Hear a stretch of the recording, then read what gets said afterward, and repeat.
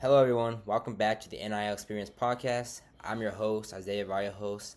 I'm a current track and field athlete at the University of Texas El Paso, and with me, my guest is Dominic Richards. Thank you for having me today. And he's a former coach and an athlete where a time where NIL was not around. And today we'll be discussing the pros and cons of NIL, what the issue is, how do we fix NIL, and we're just gonna jump right into it. So, what is the issue of NIL? NIL has made college sports pay to play. This means that college athletes are no longer choosing the school who best fits them academically or athletically, but the school offers the most amount of money. This has changed the dynamic of sports, how programs are ran, the integrity of the system, and created disparities amongst the universities. And so, what do you think? What do you think about that? Well, I think the NIL is something that should have been available a long time ago. I mean, athletes have been giving a lot of work to be able to be athletes in college for many years. There was times when I was in school that we didn't get paid. I mean, we didn't. The scholarship was available, but there wasn't a lot of availability as far as any other type of resources for us. So, I think there's a lot of pros and cons, and it's good to kind of discuss those things in this podcast. And so we're discussing some questions with NIL that are commonly asked. And so the first question it's for me, is how, after the NCAA allowed the use of NIL, what has your experience been with NIL? And I will say my experience with NIL has been very positive. I think for me, a little backstory is so track and field athletes, football and basketball are the top sports in college. They get the most amount of funding, the most NIL, and so track and field athletes, we don't get the most amount of scholarship money. We have such big rosters, and so that money has to be equally distributed among everybody. And so with NIL, what that allows us to do is that people like me or anybody on my team allows us to get just opportunities to get more money. So we can pay for stuff that scholarship does not cover, such as tuition, housing, and just other costs such as food or travel. I mean, so NIL is a very good thing, and don't you agree? It's for these athletes. I think it can be a very positive deal for athletes, especially athletes that don't get the exposure that a lot of the other programs get within the school. And I think as far as track athletes, softball, golf, it's good to have a little bit extra income coming in to be able to adjust and help out with some of those expenses in college. And so there was I did a survey about NIL, and I asked a bunch of my former athletes. I mean, through all my years playing sports, I made many friends, people that this can really speak to, and they can have a lot of say in how this NIL affects them and what they believe is. So one of the questions we asked was, do you think NIL benefits athletes? And amongst all the responses, 85% of people said yes, it does benefit athletes. While another question asked was that, do you think NIL is negative anyway? And 75% of people said it was negative. And it's very hard to show this, because NIL benefits athletes so much, but it has brought such a negative thing, and that really just comes down to the disparity amongst the universities and the integrity in the system. I mean, one of the questions asked is, how does it make you feel that some colleges are thriving with NIL and while other schools can do the same? And I mean, one of the reports by Sports Illustrated showed that the Ohio State athletic director stated that the Ohio State football team would receive around $20 million in NIL, and that's just crazy, I think sometimes when you get this pay to play, I mean, there are positives and negatives. I mean, that's like with anything. As far as the positives, I think that it brings money to a lot of these athletes that come from poorer communities, poorer parts of the country, and they have to go long distance to go to a school. I think the other thing is it helps them out in college. Like I was saying earlier, it helps them out, supplement a lot of the income that they have coming in. But I think the negatives is that it's pay to play. I mean, the universities that have the biggest amount of budget and money are the ones that are going to be able to get the type of players they need that are already ready to go in there and play. It's a pay to play there. It's almost becoming professional. And for being a current athlete at UTEP, I can speak a little bit more about the NIL for athletes at UTEP. And so what we have at UTEP is called the Gold Mine Collective. It's the official collective of UTEP athletics going forward, where NIL would be able to distribute it among the athletes and the programs. And so, in a report by the Paso Inc., it was reported that the NIL pool for the Gold Mine Collectives is between $300,000 and $500,000. And while that is a lot of money and that does help athletes out, like we previously said, the Ohio State school gets $20 million in NIL, and that is a huge disparity amongst the universities. And that goes to the question: is these other colleges are thriving with NIL, using $20 million. That didn't allow these universities to really get the elite athletes and recruit them. While the mid-major schools, the smaller schools like UTEP, we get money to recruit, but we don't. It's not the same playing field. And then you agree? That's going to be always the thing when you're dealing with Power 4 schools. You have the Alabamas, the Michigans, Ohio States, and they're able to pay that kind of money. They have the $20 million to pay for a roster. I just heard the other day that Louisville is going to be able to use $10 million of. They have a $10 million pool to be able to put up together a basketball roster. And when you're dealing with small schools like UTEP, UNM, New Mexico State, and they have like $1 million compared to a school that has maybe a budget of $20 or $30 million to pay players, you're always going to have that disparity in the type of athletes that you're going to get in to be able to contribute to the program. And the elite athletes are going to go for the programs that have the more money. It's just the fact of the matter. Yeah, and that goes really along with that's all good for the athletes. The bad is the schools, there's a disparity amongst it, but also kind of just the fraudulent environment that this big amount of money is creating. There was a report by Forbes in 2022. There was an athlete with the name of Jaden Rashada, and he was a very highly recruited athlete. He initially came into the University of Miami, and they were going to pay him $9.5 million in an NIL agreement.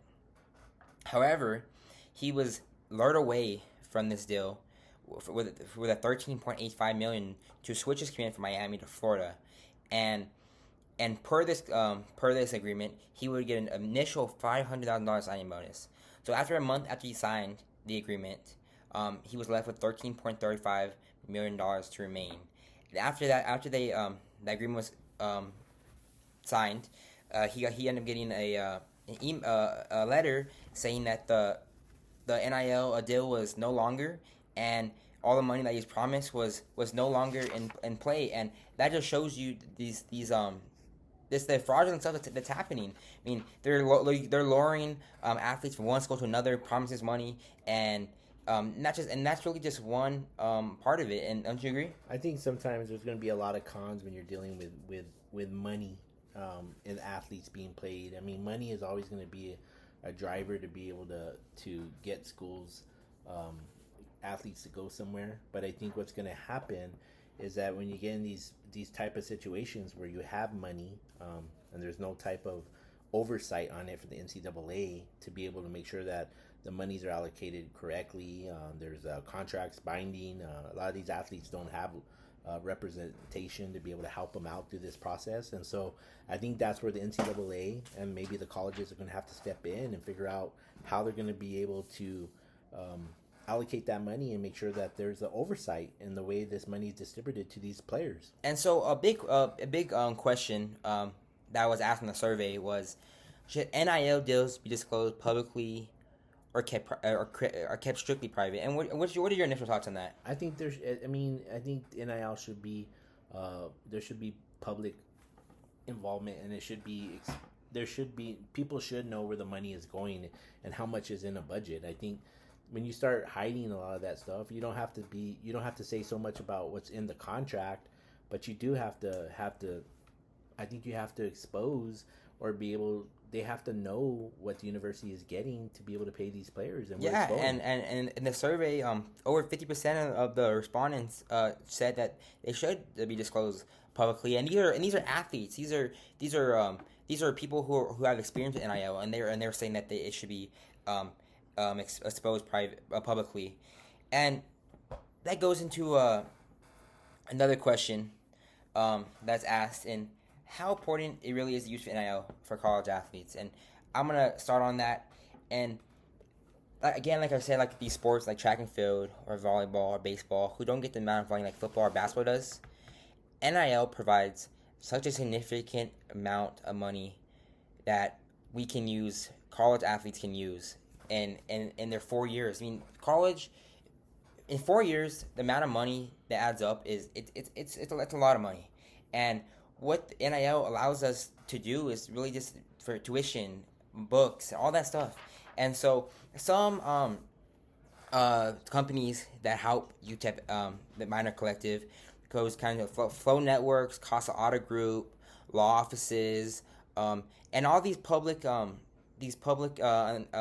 in UTEP, and they all help us get money. These small companies, they allow us to go there. We maybe we just have to put on our social media how much just highlighting their products or whatnot, and that just gives us money. So it's so simple, yet there's so much diversity, and the integrity of the sport really needs to show how publicly this NIL needs to be. I think that's why there's got to be some oversight in the way that this money is allocated. I mean, there are funding. There's different type of entities within the community, within the UTEP, alumni programs, to be able to say, hey, we can get this money in. We can try to get this kind of money to be able to get these type of athletes in. But at the same time, there has to be. I always think that there has to be some kind of oversight, some type of NCAA clarification on how this money is allocated, and university, who's going to take care of it. I don't know.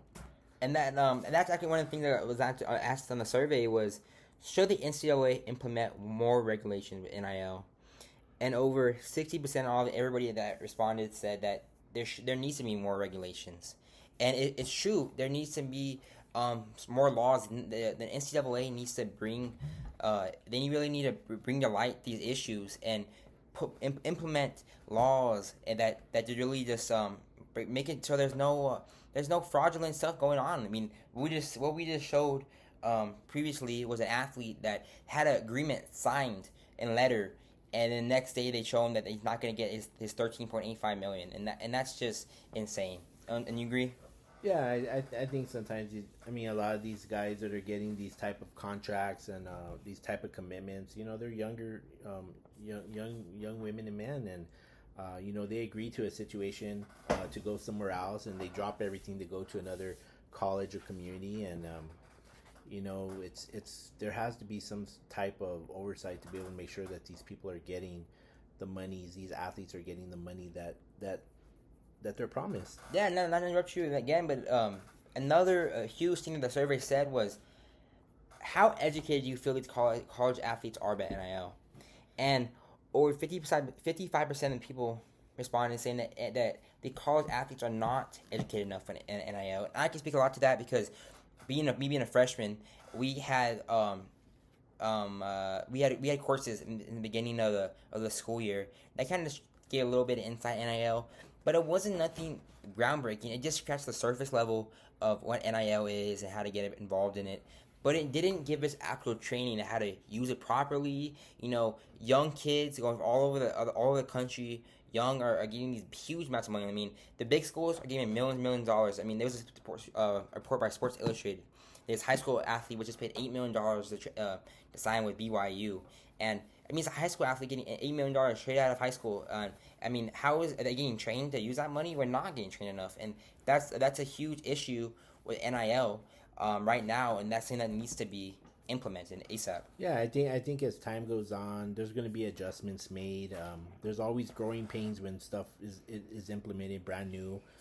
I'm sure that there'll be some changes going forward, and there'll be some type of policies or some type of rules that will be regulated to be able to help these young athletes navigate through college and be able to understand what NIL is, and maybe some type of courses or classes that can help them do some kind of financial stuff to be able to save some of that money, because they only get it for so long, and there's only a small percentage that will be able to go on professionally to be able to So it's good that these guys are able to get paid, but they also are going to be able to have, a little bit of money for their future to start. So I think that's a good thing. And that leads into our last questions. So how do you approach the issue with NIL, and what method would be the most effective to eliminate the issue? I think, like I said earlier, there's got to be some kind of policies. Do you think there should be a GPA requirement? I mean, there can be a GPA requirement, but everybody's gonna have to get on board, and I think it's always difficult when you got so much money and so many colleges and so much power, and it's you got to get everybody on board to be able to agree with these things. And I'm not sure with the amount of money a lot of these big colleges have that they'll be able to do a GPA requirement. I'm sure that it could be something that can help in the future, but it's just I don't think it would work. Right now until there's some more clarification on how NIL is done. Yeah, and I really believe that NIL shouldn't go away since it's been implemented and passed. I think there's been so many I think the cons outweigh the pros. In my take. But the pros are so beneficial for the athletes. I think the NIL is so effective for athletes for their career. And, jersey sales, they're able to get, just every little thing that wasn't back then, they're able to just use and benefit off of it. And sports, they're making them kind of semi-professional. And I just think that that's the case, that we just need to make more laws and just implement those and just have strict regulations on what's at stake for the NIL. And that pretty much concludes our episode of the NIL Experience Podcast. We talked about the pros, the cons with NIL, and I have to thank my guest. Thank you for having me today. I really appreciate it. And that we'll see you soon on next episode.